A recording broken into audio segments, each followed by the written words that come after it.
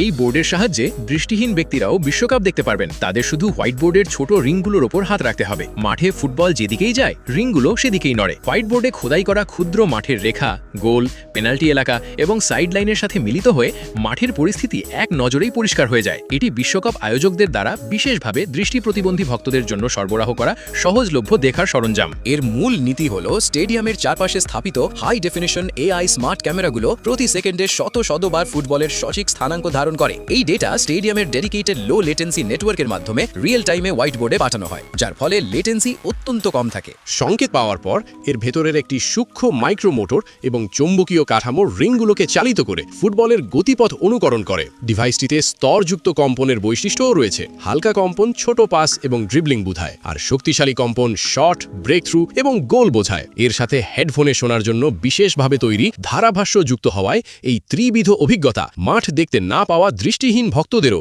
বিশ্বকাপের উত্তেজনা ও আবেগে পুরোপুরি নিমগ্ন হওয়ার সুযোগ করে দেয়।